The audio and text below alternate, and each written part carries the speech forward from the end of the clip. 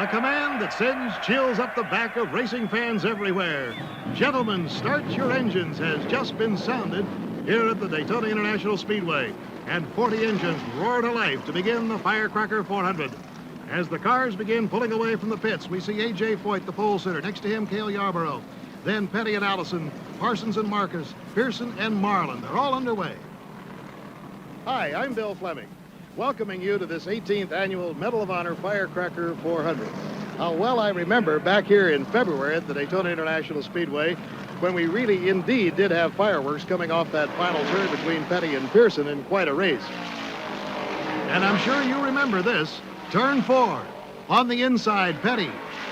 And all of a sudden, he makes the cut too sharply, slams Pearson into the wall, then he himself heads into the wall, and it became a question of which car could cross the finish line and get the checkered flag. For a moment, it looked like Petty here in 43 would do it, but his car stalled out of the infield.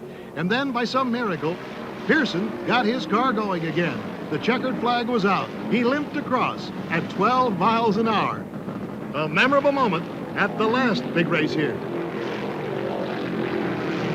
Working with us today is Sam Posey, who did such a great job at the Indianapolis 500. And so, Sam, I don't know how many times you've been to the Big D, as they call it here, but welcome to Daytona.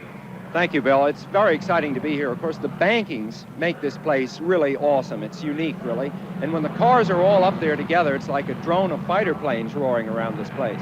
When I got here just a week ago, I was very lucky because the 1973 NASCAR champion, Benny Parsons, offered me a ride in his car, experience I'd never had here on the high banks. What I learned about that was that actually the driving of the car here is probably a little easier than it is at Indianapolis, just alone on a track. What makes NASCAR racing incredible is the close interaction of the cars, the pit stops, the drafting, and of course, we're probably going to have a finish that comes right down to the wire. It seems we always do off that final turn. Also, remember one thing, under the yellow, you can close up, unlike USAC racing. Now, the cars are coming around here, so let's set the field. On the pole, car number 28, A.J. Foyt in the Gilmore Chevrolet at 183 miles an hour. Next to him is Cale Yarborough in the Holly Farm Chevy, car number 11. Then Richard Petty in 43, Bobby Allison in car number 2 in the Cam 2 Merc. Then Benny Parsons and Marcus. David Pearson in car number 21 is back there in row 4 on the inside. You have to go back to Buddy Baker in row 6, the 12th qualifier, to find the first Ford. And now I think we're going to get a green flag. We have 39 cars on the race course. Buddy Arrington will not start. And now we have the green flag coming out. And this ought to be something to see if A.J. Foyt will out-accelerate Cale Yarborough as the flag is out and the cars are coming by. We're going to have a start, and there goes Cale Yarborough. Wow, what a burst of speed from him as he goes into the first turn. Yarborough, no question about it, really had the acceleration there, Sam. No question, Bill. He certainly did. He just drove right away from Foyt. Of course, Foyt right now, running in second place, is in a position to catch the Yarborough slipstream as they come down the back straight. All right, and making a very quick move back there, too, we noticed, was Benny Parsons. And there goes A.J. Foyt getting the draft and going right by, and right next to him is Bobby Allison in car number 2. So A.J. Foyt did not let Cale Yarborough have the lead for more than half a lap. Here they come around. It is A.J. Foyt, Cale Yarborough. And then Allison drops back a little bit, and here comes David Pearson up along with Benny Parsons.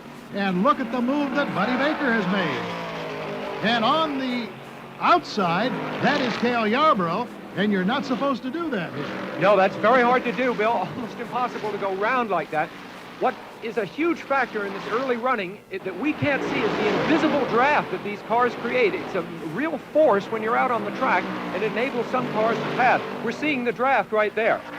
And a good example of it, as Bobby Allison in that Cam 2 Merc hooks right in behind car number 28, A.J. Foyt, and he is able to get by Cale Yarborough. But you know, when it comes to real horsepower, Bill, Cale Yarborough, in my analysis, he's the guy that's being able to drive into the lead without the benefit of the draft. In fact, as you see him come around here, he's now in second place just behind Foyt. He's able to run down in tighter and still power into the lead. And look at Buddy Baker. That's the white car down low. Car number 15. He's come back from the 12th position, challenging for third place. Buddy is hoping today to become the 5th man in NASCAR racing history to reach $1 million. The other 4 are right here in this race. And look at Cale Yarborough. One of those four hooked right on to the end of A.J. Foyt. Baker fought off by Bobby Allison in the battle for third. But it looks right now with those 5 cars, and that's incidentally Benny Parsons in car number 72 in 5th place right now, as if they're starting to get a little bit of distance on the field. And Bill, look at that. There's Cale Yarborough. Now, he's able to drive down low and pass Foyt there. You need horsepower to do this maneuver and pull out ahead as they go into that turn there. You know, you mentioned a moment ago about Buddy Baker's charge up from 12th place. He brilliantly weaved in and out using the draft. It was a fantastic display and something that Johnny Rutherford, the Indianapolis winner, who also started near the back of this field, has been unable to do. Yes, Johnny Rutherford in car number 77 is still mired in traffic. It's interesting to note that he has that new McLaren-built engine to see whether it'll run on this track as well as the turbo McLaren has run at Indianapolis. Right now, handling beautifully, here is Cale Yarborough, some smoke down there, and it looks like a car has pulled off on the apron and into pit row. There is no yellow caution light out, so they're still running, and even though that car may have blown an engine, we're still under the green, and it is Joe Mahalik, car number 61. And we'll be back in just a moment. Although it's still early going, we've had a tremendous battle between Cale Yarborough and car number 11 leading the field right now. And right behind him, the pole sitter, A.J. Foyt. And then coming very close to him is Bobby Allison, then Buddy Baker, and then Benny Parsons. It's been tight all the way, and there is still a long road ahead. Before the race got underway today, Chris Economaki, editor of National Speed Sport News, talked to pole sitter A.J. Foyt. A.J., it's pretty hot today. We know it's tough on the driver. What does it do to the car? Well, it's going to be very tough on the car, too, Trish, so I don't know. You know, you just have to run as hard as you possibly can, and I need to lose about 15 pounds, so maybe I can sweat it off today. Well, driving one of these enclosed cars must be a hot proposition, Sam Posey.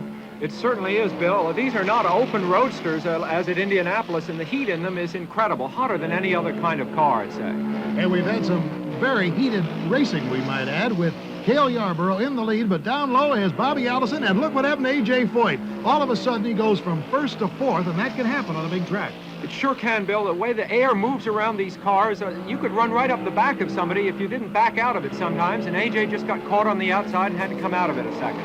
Buddy Baker trying to squeeze in there on the outside rail, and there is A.J. Foyt right back in there, gunning it into third place. So it's Cale Yarborough, Buddy Baker, A.J. Foyt, and then Bobby Allison. And it looks like we have 7 cars moving as a group now. Now, here's what's interesting about that. Once they get far enough down this track, they're going to lose those other cars, and the effect of the draft of these cars is not going to be benefited by the other ones. That's right, Bill. You've got to make, if you're near the tail end of this, as Richard Petty is right now, you've got to make a tremendous effort when you come up on traffic and whatnot, not to lose the draft of the other cars, or you'll lose the race. All right, we're in the 8th lap, and we have had 4 or 5 different leaders right now. We may have another one. Here is Buddy Baker going by Cale Yarborough, and Buddy Baker has made a great move from 12th in the starting grid to number 1 on the racetrack right now, and they're starting to pass some of the slower cars, as you can see. In fact, it won't be long now until car number 68 comes into view. That's Janet Guthrie. Janet is the only woman driver in today's race, and she has a brand new sponsor for the remainder of the season. Uh-oh, here is car number 88. Darrell Waltrip down on the apron, and it looks like he has a serious problem. The green Gatorade Chevrolet on lap 9, the Virginia 500 winner, doesn't look like he's going to make the Firecracker 400 his second win of the season. And look at this. Bobby Allison pulls right alongside Buddy Baker to take the lead, and there's Cale right behind. Boy, Bill, Cale is playing this awfully cagey, but look at that. That's very, very difficult what's happening there, because the cross currents coming off Bobby Allison's car number 2 there almost caught Buddy Baker. That's a very dangerous maneuver when you're drafting and you're alongside somebody, kind of kitty-cornered to him. Very difficult racing. Buddy Baker hanging right in there on the tail of Bobby Allison, then Cale Yarborough right behind him, and then David Pearson has moved up into the number 4 spot. David Pearson, who has won 7 out of 11 starts this year in the Wood Brothers Prepared Mercury, is starting to make his presence felt on this race course, as is car number 43, Richard Petty, who's in a bit of a slump, who has only 1 win so far this year. And Buddy Baker goes by Bobby Allison to regain the lead. Furious racing here in the Firecracker 400. And coming by the grandstand right now is car number 68, Janet Guthrie. Before today's race got underway, we had a chance to talk with Janet on pit row. Well, you know, this has been a very interesting year. It's been a bicentennial year for our country, and it's been a big year for Janet Guthrie. And Janet, as you look back over it, you've had some heartbreak, but you've also had some things to make you happy. Yeah, I think the best part is getting good cars and good rides in important series after 13 years in racing and having such a hard time finding rides. Finally, everything seems to be going my way this year, and the opportunity to just get out there and drive every weekend without having to work on the car, without having to change the engines all night, without having to do all the towing to the races myself, just couldn't be happier. It's just great. Well, you know, one thing you have proven, that you have the endurance. I mean, nobody can quarrel with that. Oh, well, I've been doing it for a long time. What can I tell you? Yeah. And Buddy Baker has regained the lead now from Cale Yarborough. Incidentally, there's a great story in this. Buddy Baker and his father, Buck Baker, both started the race today. Buck, back in 24th position, is still back in the pack. And now, here goes Richard Petty passing Pearson. It's been a blistering pace here today at the Firecracker 400. Buddy Baker, Bobby Allison. Look at all these cars bunched up in there. We have not had a yellow caution light, and sooner or later we're going to have some pit stops as Allison takes the lead. And look at Cale Yarborough tucking right in behind Buddy Baker. These cars have been jockeying back and forth. A.J. Foyt has fallen off the pace just a little bit. Pearson is right back there, ready to pounce on somebody, as is Richard Petty, who is now in 4th place. As they come by now, looking over to pit row, we're going to have some pit stops very soon here, Sam, or somebody's going to run out of gas. Yeah, Bill, I'm not sure what's wrong with Foyt. I think he's having some handling troubles, but he's definitely dropped back. He's no longer in the leading group. Bobby Allison in that Cam 2 Merc in the lead, followed by a Ford, followed by a Chevy. Uh-oh, smoke, and it's from Baker's car. And there is fire coming from underneath. Taking the low road there is car number 11, Cale Yarborough. And there are other cars spinning on the track. Let's try to pick up the numbers. There's 18, that's Buck Baker. 24 is Cecil Gordon. But the infield is filled with smoke. Cars backing up and slowing down. And Buck Baker is to a stop, but Buddy, his son, is still roaring like a meteor down on the apron, hoping, I guess, Sam, to get back to the pits. I guess so. He's thrown his harness up on the roof there, Bill. He's probably very much on fire still in the car. He's hoping to get out the minute he hits the pits.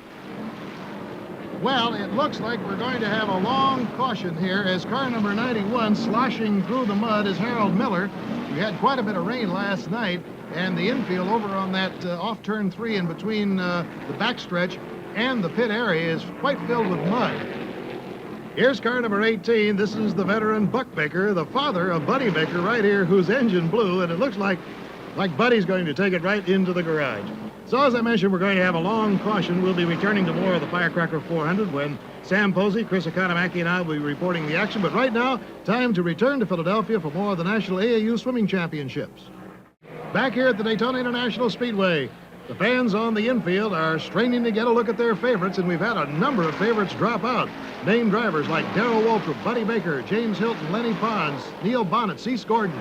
But on the course right now, number 11, Cale Yarborough, is leading Bobby Allison by about 5 car lengths, but look at Allison storming up from the rear. And about 3/4 of a lap behind them is the 3rd place car number 21, David Pearson. There he is right now, and he's about 2 miles behind. Now, just a few moments ago, into the pit area came car number 43, Richard Petty, and Chris Economaki is down on the scene. Well, it appears as though Richard Petty has got an under-the-hood problem, and when the hood goes up, this is serious trouble in Grand National Racing. His pit stop has come earlier than planned, and now it looks like that Dale Inman is going in the car to try and help fix the problem. So whatever it is, it requires work under the hood and in the car as well. It's a tough break for Richard Petty, who was in one of his poorest seasons in years. The battery is being changed, the windshield is cracked, and there's other problems on number 43. A year ago today, he was on his way to his 7th victory. This year he's only won 1 race, and it doesn't look like he's going to win today. All right, Chris, and we've got a yellow, and here is Janet Guthrie spinning out between turns 3 and 4, and the yellow caution flag is out. We could not see what happened or what caused the spin, but she's got the car moving on the apron.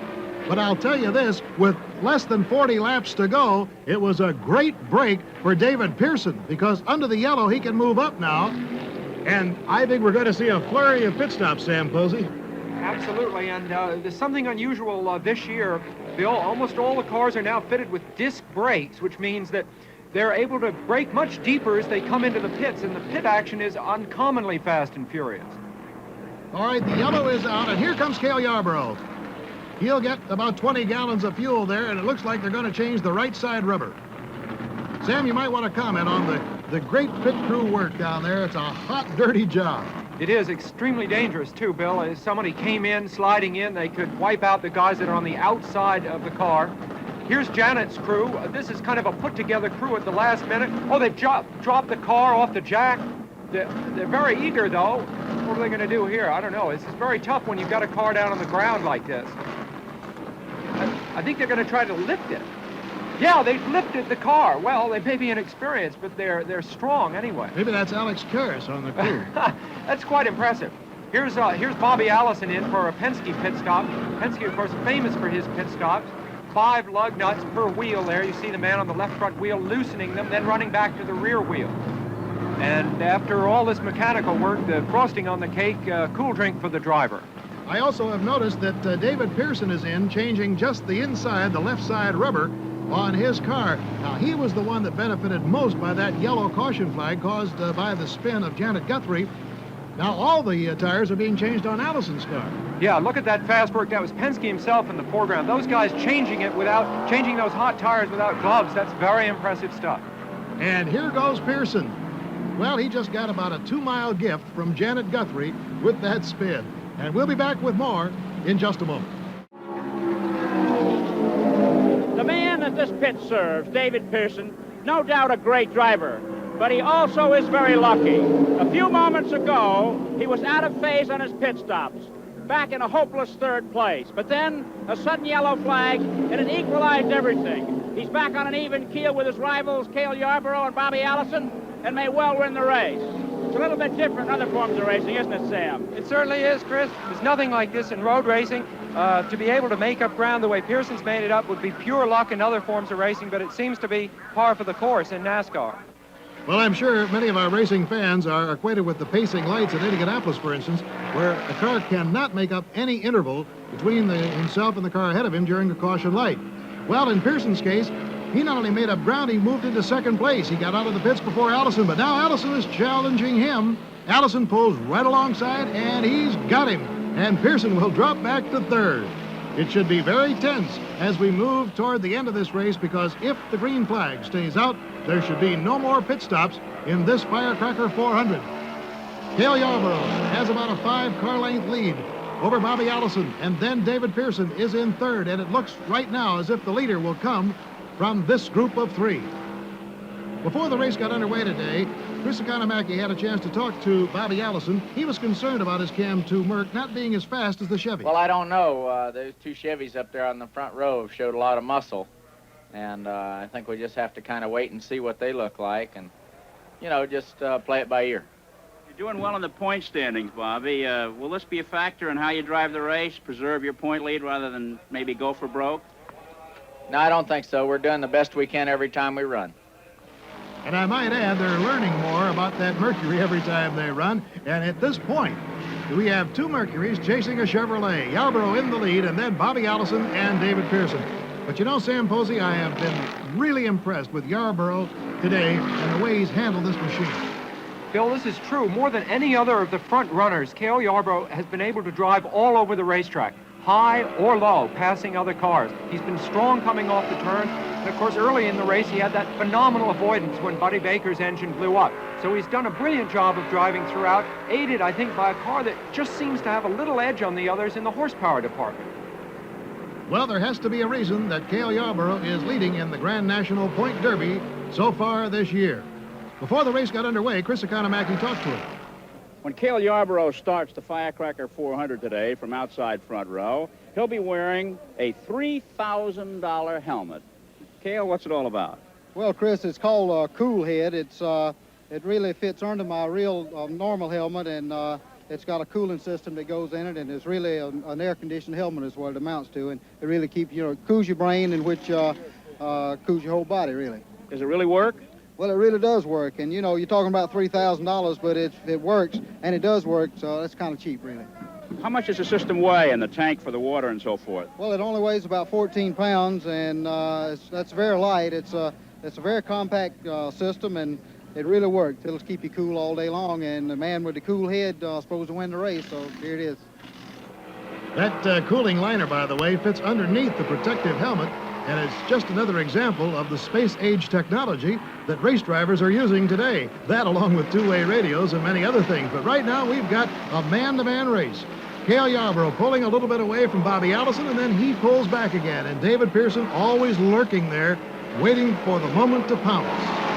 And by the way, that red car in fourth position on the track is A.J. Foyt. He is one lap down to the leaders. So, Sam, he's had some problems. Yes, Bill, we just had word from the pit. It's handling problems, and A.J. is really having to wrestle with that car. But here's Bobby Allison now on the inside. He's threatening Cale Yarborough. This is very close and very difficult stuff there, with Bobby just pulling into Cale's slipstream as they come down the back chute. And I think we often forget that these cars are traveling very close to 200 miles an hour when they're dicing that close together. Here comes Pearson right up on Allison. Those three cars just battling furiously here as we come down to the end of the race. If we do not have a yellow caution flag, they will go all the way on the fuel and the rubber that they have on the car right now. Only 3 laps to go in the Firecracker 400, and Cale Yarborough has lengthened his lead over Bobby Allison and David Pearson. Bill, I think Cale's making a run for it. Usually the top drivers, as they approach the end of the race, sit back, hoping to make a draft into the lead on the very last lap. But it may be that Cale Yarborough here is using the horsepower we saw him use earlier to just run for it and go for the finish. Well, he certainly is flying right now, and it's going to be a job for Bobby Allison and David Pearson to make their way through the traffic that Cale has put between himself and those other 2 challengers. David Pearson has won this race 4 times. He had his string of 3 in a row, interrupted last year by Richard Petty, who won, but Richard was 14 minutes in the pits just recently, and he is out of it for today. There's the amount of distance, incidentally, between those cars. I would say it is roughly 400 yards. That's a whopping amount. And there is car number 43, Richard Petty, and they have given it up for the afternoon. He was too far down, and it is going back to the garage. Incidentally, there's more NASCAR Grand National Racing coming up in the next couple of weeks. August 22nd, a 400-miler at the Michigan International Speedway. August 29th, the Volunteer 400 at Bristol, Tennessee. And then on September the 6th, the granddaddy of them all, the Southern 500 at Darlington, South Carolina. And it's the same cast of characters chasing each other on some of the most exciting racing that we've ever seen this season. Earlier in the year, Cale Yarborough, who has about a 400-yard lead over his closest rivals, won 3 races, but they were on short tracks, and it's almost as if Junior Johnson, the crew chief, was just getting ready to get that car into perfect running condition for this Firecracker 400, because it's been great today on a super speedway. Bill, it certainly has, and I think we can say that Cale has broken away from the 2nd and 3rd place cars. You see this 400, maybe 500 yards, maybe even more. I'd say the battle really now is for 2nd place, and Bobby Allison holds it. But in fact, it's David Pearson in the attack position. The possibility now exists for Pearson to draft by Allison on the last lap. We'll have to see. And the white flag is coming out now for Cale Yarborough, for Bobby Allison, and for David Pearson. So 1 lap to go for Cale Yarborough in car number 11. And so you're looking at the Grand National NASCAR point leader for the season, Cale Yarborough. He's never been Grand National champion, although he's a $1 million winner. And this is a goal that he set for himself this year. Here come the other 2 cars, Bobby Allison and David Pearson, down the backstretch. And Pearson looks like he's in a perfect spot. Look at him come up. This is the moment, Bill, and of course he does it. He's going onto the inside. Now, it's possible for Allison to come back on the outside, but the traffic has forced Pearson up. And here comes the checkered for Cale Yarborough. A great roar goes up, and here they come off the final turn. It is David Pearson ahead of Bobby Allison. And he gets the checkered flag just about a car length ahead of Bobby Allison. So it's Pearson and Allison 2nd and 3rd behind this man right here, Cale Yarborough, And unofficially, we've got him at better than a 160 average for today's race. A.J. Foyt, car number 28, finishing 4th, 1 lap down. The happy crew members of Cale Yarborough have loaded down that car as it heads toward Victory Lane. In this race, witnessed by 72 Congressional Medal of Honor winners, more than have ever been assembled at any one time in history. And so as the cars stream on in, we see car number 68, Janet Guthrie. She started in 33rd position and wound up 15th. So Cale Yarborough may have his fans here today, but so does Janet Guthrie. And congratulations, Janet, a fine race. And now let's go down to Victory Lane as Cale Yarborough climbs out of his car. Chris Economaki is standing by, and let's hear what Mr. Cool Hat has to say. Oh, Cale, are you as hot as we are? I'm hotter than you are, Chris. I guess, but the cool head sure worked, you know. You're soaking wet, Cale. Well, I poured that champagne, but I'm going to sit right here. Go ahead. What's all this black stuff on you, Cale? I don't know. I got a hole in there somewhere, Chris, and just it's all over me. A lot of happiness here in Victory Lane. It's always like that. Any scares during the race, Cale? Well, yeah, Buddy blew an engine right in front of me, Chris, and I was right behind him. I slid sideways all the way down through the grass and all, but I got it back, and that's the biggest one. You out of breath, Cale? I'm give out. I ran hard those last 25 laps. Okay, here's Sam Posey. Cale, right at the end, you were able to drive away from him. How were you able to do that?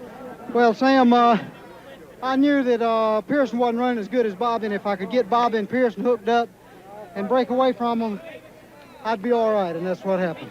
How about the hat? Do you think it helped you? It definitely helped me the first part of the race, but my alternator quit working, and it quit working right at the end, and I think that made me run a little harder, too. Congratulations, Cale. All right, officially, Cale Yarborough the winner, David Pearson in second place, Bobby Allison in third, A.J. Foyt in fourth, and Dave Marcus in fifth. And get the speed of the race, 160.966, the average speed for 400 hot miles. Now this is Bill Fleming, along with Sam Posey and Chris Economaki, saying so long from the Daytona International Speedway. The executive producer of ABC's Wide World of Sports is Roone Arledge. Coordinating producer, Dennis Lewin. Firecracker 400 and AAU Swimming Championships produced by Ned Steckel. Swimming directed by Roger Goodman. Firecracker 400 directed by Lester Becker. Associate directors Dick Buffington, Jeff Cohan, Norm Samet, and Gene McLean. Technical director Joe Nisi. Stay tuned now for the PGA National Golf Championship, which follows immediately over most of these ABC stations. Travel arrangements made through and a promotional fee paid by United Airlines. United, featuring Royal Hawaiian service on more wide-body 747s to Hawaii than any other airline.